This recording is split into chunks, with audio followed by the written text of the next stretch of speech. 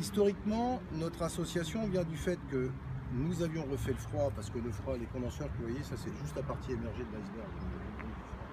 Mais ça a 5 ans. On a refait le froid, parce qu'il fallait qu'on change de fluide par rapport à la législation, etc. Puis surtout parce qu'il consommait trop. Donc on a changé.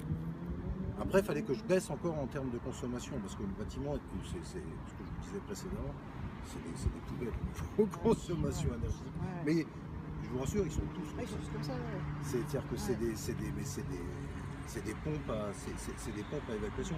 On a fait des films infrarouges ici, la nuit, et ça fait peur. C'est une peur panique pour les gens. Et c'est que de l'énergie qu'on perd. Et donc, on a changé les LED. On a changé les LED pour rebaisser encore. Et à un moment donné, on s'est dit, bon, quoi faire d'autre? Et surtout, comment allier deux choses? Parce que moi, j'avais une problématique et des problématiques de fuite. La membrane, c'est hors de question parce que le coût est complètement prohibitif. Monter une membrane, c'est prohibitif. Vous voyez les découpes, etc. On tourne aux alentours de 100, 120 euros. Enfin, c'est extrêmement prohibitif. Et aussi, autre chose, c'est que nous, on se grattait la tête et pendant 3 ans, un peu plus de 3 ans ici, vous seriez venu il y a 3 ans, il y avait des carrés blancs. On a essayé des peintures. C'est du bitume, on s'est dit des peintures routières. Après, on s'est aperçu que les peintures routières, ça donnait un bon résultat de réflectance, mais au niveau conductivité, c'était nul. On a essayé d'autres peintures, qui étaient des peintures qui étaient effectivement élastomères, mais avaient un point de réflectance qui était nul. On a essayé après, il y avait des carrés un peu partout. On a fait venir des peintures du Japon, des États-Unis, et on faisait des tests à partir de là.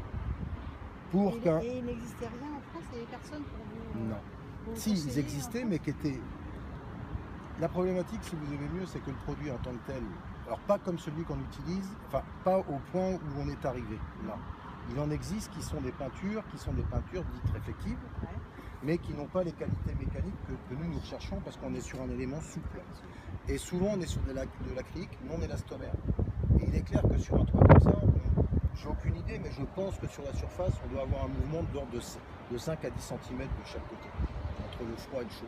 C'est-à-dire que c'est vraiment, on sent bien, là, c'est rouillé. Donc, il fallait qu'on trouve effectivement le complexe et il fallait qu'on trouve la possibilité de le mettre en œuvre avec moi, en tant que maître d'ouvrage, de dire ça ne doit pas dépasser X en termes de coût. Parce que je ne pourrais jamais le vendre au propriétaire du bâtiment si effectivement j'ai pas un ROI qui soit satisfaisant. Et tous les produits qui étaient sur le marché étaient dans des prix complètement exorbitants. Moi j'avais des fuites, j'en avais pas. Mais c'est des micro-fuites, c'est quasiment introuvable. J'avais pratiquement une journée sur deux des gens qui étaient ici. Je parle bien de micro-fuites. Le fait d'avoir, comme c'est une peinture élastomère, c'est ni plus ni moins qu'un film plastique. Enfin, plastique. C'est un film recouvrant plastique que j'ai pu utiliser. Et quand vous dites c'est plus chaud, c'est vraiment plus chaud. C'est-à-dire qu'en gros, et ça, cette différence-là, c'est entre 15 et 20 degrés. Ça sur un plan technique. Ça, c'est comme ça.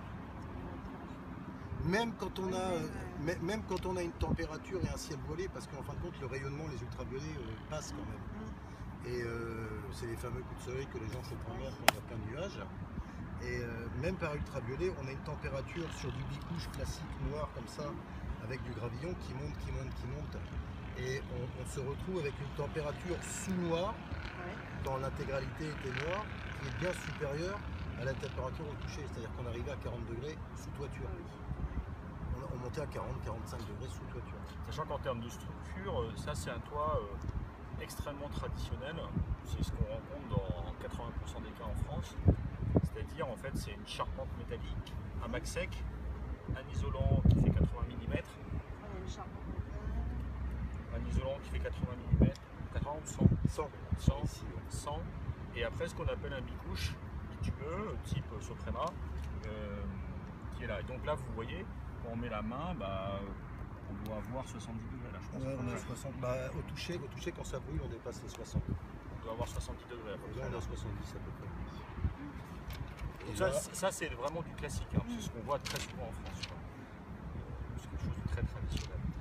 On est sur la typologie de construction de tout ce qu'on fait depuis 1975, les 60 qui sont ici. Donc j'ai des sondes sur le blanc et sur le noir à toucher. en réflectance, en ambiance, à 1 mètre, Ouais. dans l'isolant, c'est celle-ci, Sous le bac. et sous le bac, mais dans l'isolant, et sous l'hyper, à l'intérieur, sous le bac. Et on a fait la même chose sur le blanc. Les températures de consigne, les points de consigne pour un hyper comme ça, c'est en dessous de 15 degrés, je chauffe, Ouais. au-dessus de 25, je refroidis. Donc c'est des pompes à chaleur réversibles. Mhm. Bon bah là, ça veut dire que à l'intérieur, vous avez vu quand on est entré, c'était acceptable la température. Ouais. Ça veut dire que des magasins qui sont pas équipés de cool roof, eux ils mettent en route leur pompe à chaleur. Hein. Ouais. Ils n'ont pas le choix parce que sinon les clients ils partent. Hein. Ah ouais. Au-delà de 25, il fait trop chaud. Quoi. Ouais, ouais. Moi, mon business, c'est quand même qu'il y ait des gens. Enfin, non. Non. Ce que me demande le propriétaire du lieu, c'est que les gens ils viennent ici et qu'ils aient ni chaud ni froid. Ah ouais. Et ils remplissent, Ils ont envie d'acheter. et ils remplissent leur cardier, ils s'en vont avec. Hein. Mais c'est le propre dans tous les magasins. Vous voyez là-bas, là, il y a 17 magasins. Les 17, ils sont tous climatisés. Hein. Ouais. Et c'est une obligation. En gros, ici, à partir à partir de 26, avant à 25 extérieurs, on climatisait. 25 températures ici, hein, température d'ambiance. Et ici, on a réussi à créer l'été, ce qu'on n'entend pas, ça ne fonctionne pas, et je suis acceptable en bas, donc je ne démarre pas. Et l'hiver, on a réussi à créer un décalage thermique. Ouais. C'est-à-dire que la perte de calories l'hiver, en fin de compte, l'origine de ça, c'est un bouclier thermique. L'origine de cette peinture, 96 ou 95, c'est un bouclier thermique. Ça a été fait pour la NASA. C'est vraiment l'origine des peintures thermiques. Mhm. Puisqu'ils avaient leur dalle là, de céramique qui pétait, il fallait qu'ils trouvent une solution. Et en fin de compte, ça fait c'est pas un isolant, Ouais, mais ça fait. c'est un bouclier arrête dans les deux thermique. sens. Ouais. Et ça crée en fin de compte un décalage dans le temps Ouais. qui fait que les calories, j'ai un décalage en termes de perte calorifique, qui fait que quand on réouvre l'hyper et que je remets en branle en fin de compte toute la technique qui est là-dedans, j'ai conservé 3 ou 4 ou 5 degrés suffisants pour relancer, Et ça, vous avez relancer pu l'énergie. le constater. Ah ben on l'a constaté sur nos factures. On le constate sur... Le phénomène principal du cool roof, c'est un lissage haut et bas. C'est-à-dire que on monte moins en pointe Ouais. et on descend et on monte moins et on descend moins en pointe. Si effectivement pendant 4 jours il fait 35 degrés, le bâtiment petit à petit va monter. Mais ça n'a rien à voir avec le soleil, ça a à voir avec l'air ambiant qui monte. Par contre, si on a une montée subite, et je vous montrerai des courbes, si on a une montée subite dans la journée ici à 45-50 degrés, ce qui est le cas sur un toit, et qu'on va redescendre comme les nuits en Bretagne à entre 15 et 20 degrés, là à ce moment-là je ne vais pas monter au-dessus de 28-29 ici, et je ne vais jamais descendre en dessous de 16-17. Alors qu'avant, une journée comme aujourd'hui, si on ne climatisait pas, et ça nous est arrivé, parce qu'on était soit en non-production, parce que ça arrive d'avoir des pannes, et là on coupe tout et on voit, dans le magasin ça nous est arrivé d'avoir 32, 33, mais d'une manière extrêmement régulière.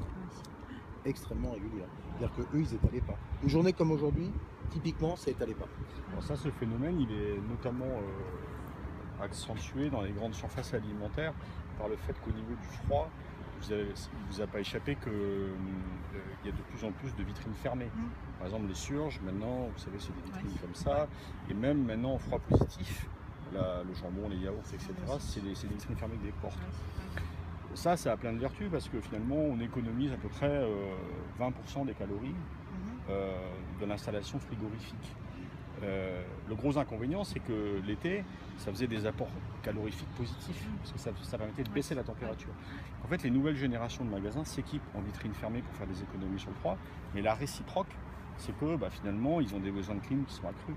Oui, c'est de faire le toit. Enfin, vous imaginez bien qu'un bazar qui fait 100 millions d'euros de chiffre d'affaires et de dire on ne ferme pas. Tous les travaux qu'on a fait là-dedans, c'est on ne ferme jamais. Et la construction ne ferme jamais.